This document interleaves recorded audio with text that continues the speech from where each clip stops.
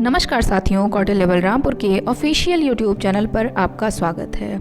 कौटिल्य बलरामपुर एक नई पहल करने जा रहा है। अब हमारे यहाँ 6 से लेकर 12 तक के सभी बोर्ड के सभी विषयों की तैयारी कराई जाएगी।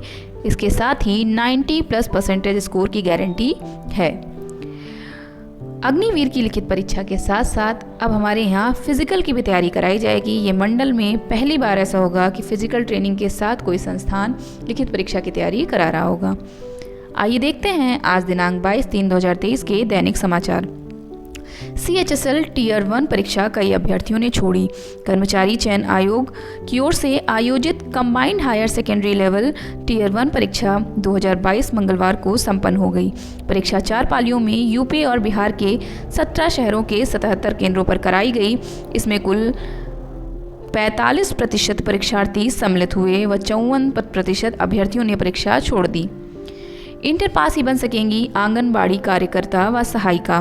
पिछले करीब 2 वर्षों से अटकी पड़ी 51,000 आंगनबाड़ी कार्यकर्ताओं, मिनी आंगनबाड़ी कार्यकर्ताओं एवं सहायिकाओं की भर्ती प्रक्रिया का रास्ता साफ हो गया है। सरकार ने नियुक्तियों के संबंध में पुराने सभी आदेश निरस्त करते हुए नई चयन प्रक्रिया मंगलवार को जारी कर दी। चयन में इन्हें मिलेगी वरीयता। उसी ग्राम सभा व शहरों में उसी वार्ड की गरीबी रेखा से नीचे जीवन यापन करने वाली परिवार की विधवा महिला को, गरीबी रेखा से नीचे जीवन यापन करने वाली तलाकशुदा व परित्यक्त महिला को, BPL न मिलने पर गरीबी रेखा के ऊपर की महिलाओं के चयन पर विचार किया जाएगा। आंगनबाड़ी कार्यकर्ता का 7,500 रुपये मानदेय होगा व मिनी आंगनबाड़ी कार्यकर्ता का 6,000 व सहायिका का 3,750 रुपये मानदेय निर्धारित होगा। CDO व ADM की अध्यक्षता में बनेगी चयन समिति। DM द्वारा नामित CDO व ADM की अध्यक्षता में चयन समिति गठित की जाएगी। जिला कार्यक्रम अधिकारी DPO सदस्य सचिव होंगे। चयन समिति में जिले में तैनात समूह का व ख संवर्ग की महिला अफसर सदस्य रहेंगी। गणित के पेपर के साथ ही 10वीं की परीक्षाएं समाप्त। केंद्रीय माध्यमिक शिक्षा बोर्ड के 10वीं बोर्ड की परीक्षा दे रहे बच्चों के लिए मंगलवार का दिन राहत भरा रहा। एक तो गणित का प्रश्न पत्र संतुलित आया, वहीं अंतिम पेपर होने के कारण परीक्षा का तनाव भी दूर हो गया। दरअसल 10वीं के गणित के पेपर के साथ ही परीक्षाएं समाप्त हो गईं। परीक्षा सेंटरों से बाहर छात्र परीक्षाएं खत्म होने को लेकर राहत महसूस कर रहे थे। बेसिक व स्टैंडर्ड गणित के प्रश्न पत्र को लेकर छात्रों छात्राओं ने दी मिलीजुली प्रतिक्रिया। अग्निवीर बनने के लिए 30,000 युवाओं के आवेदन।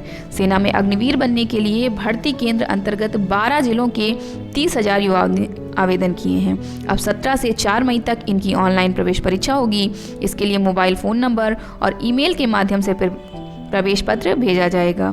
भर्ती केंद्र के अधिकारियों के अनुसार अग्निवीर के लिए 30,000 आवेदनों के साथ नर्सिंग सहायक और सिपाही D फार्मा के लिए अधिक उम्मीदवार होंगे। पिछले वर्ष 60,000 युवाओं ने आवेदन किया था। उस समय कोविड काल के अंतराल के बाद भर्ती खुली थी, इसलिए आयु सीमा में 2 वर्ष की अतिरिक्त छूट दी गई थी। अब आयु सीमा 21 वर्ष हो गई है। सेना के बरेली भर्ती केंद्र में बरेली, बहराइच, बलरामपुर, बरेली, बदायूं, फर्रुखाबाद, हरदोई, लखीमपुर खीरी, पीलीभीत, संभल, शाहजहांपुर, श्रावस्ती और सीतापुर जिला शामिल हैं। अनुमोदन निरस्त होने से रिक्त हुए पदों पर होंगी नई नियुक्तियां। प्रोफेसर राजेंद्र सिंह राज्य विश्वविद्यालय ने विभिन्न संघटक महाविद्यालयों के 111 शिक्षकों का अनुमोदन निरस्त कर दिया है।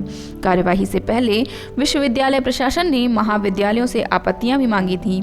शिक्षकों का अनुमोदन निरस्त होने से अब रिक्त पदों पर नई नियुक्तियां की जाएंगी। PRSU कॉलेज में 111 शिक्षकों ने छोड़ी नौकरी। 92 शिक्षकों के आवेदन पर कॉलेज से मांगी गई थी आपत्ति।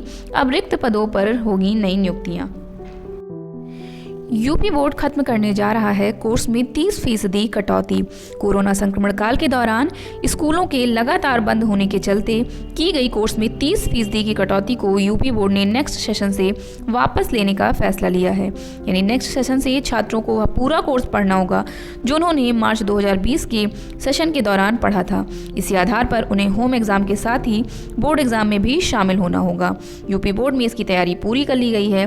सब कुछ ठीक रहा तो जल्द ही इस संबंध में नोटिफिकेशन भी जारी कर दिया जाएगा।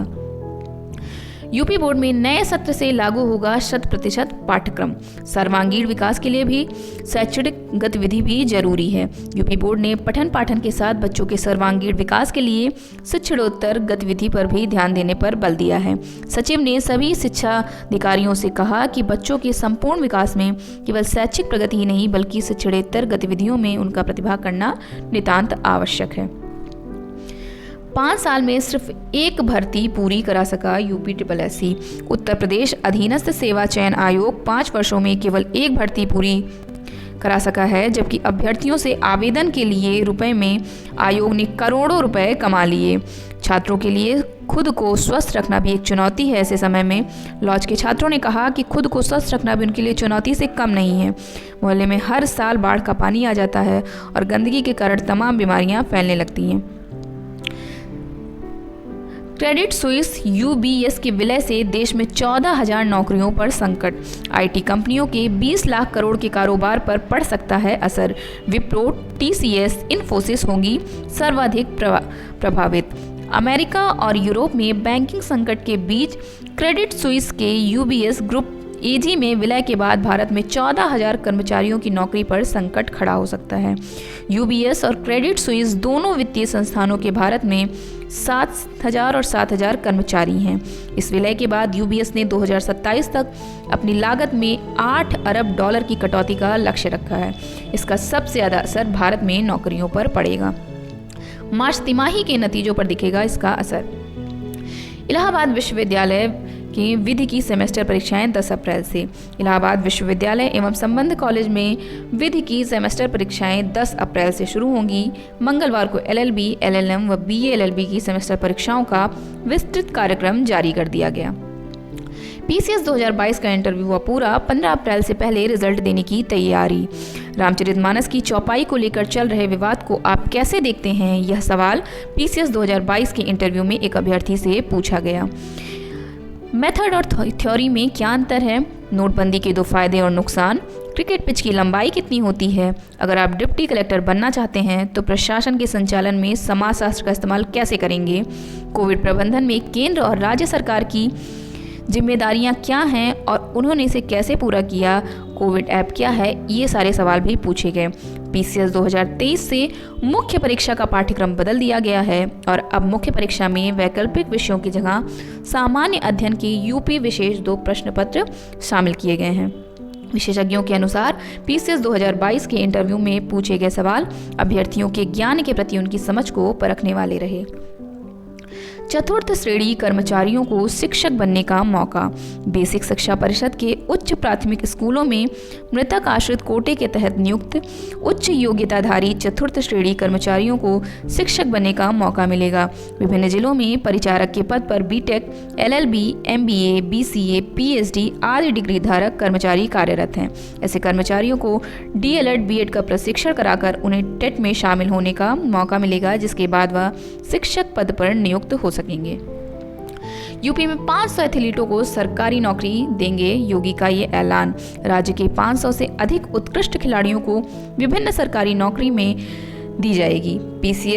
PSC 35वीं वाहिनी स्टेडियम में Akhil Bharatiya police athletics championship का उद्घाटन करते हुए मुख्यमंत्री योगी आदित्यनाथ ने मंगलवार को यह घोषणा की। खिलाड़ियों की सुविधाओं को बढ़ाने के साथ राष्ट्रीय और अंतर्राष्ट्रीय प्रतियोगिता में प्रतिभाग करने वाले खिलाड़ियों को उत्तर प्रदेश पुलिस और शासन की विभिन्न सेवाओं में स्थान देने का प्रक्रिया आगे बढ़ाया जा रहा है। 11वीं की परीक्षा में भी होंगे बहुविकल्पीय प्रश्न। माध्यमिक शिक्षा विभाग ने शुरू की नए सत्र की तैयारी। सभी संबंधित से अकादमिक कैलेंडर पर मांगे गए सुझाव।